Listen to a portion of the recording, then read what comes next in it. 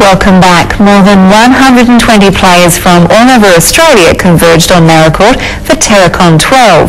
The annual South Australian Warhammer 40k Championship was won by a Victorian player.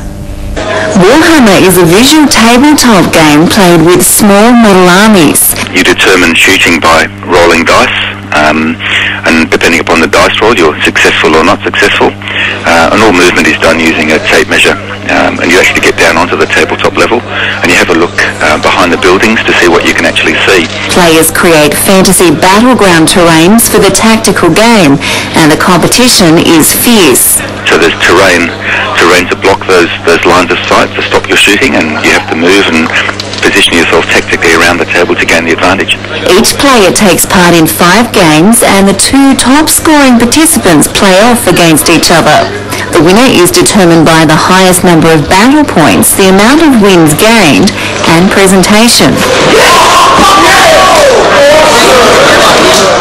The event was eventually won by a Victorian called Naracoorte, whose Space Marine Army was best of field in sportsmanship, his painting, the way it was themed, and also the battles that he won.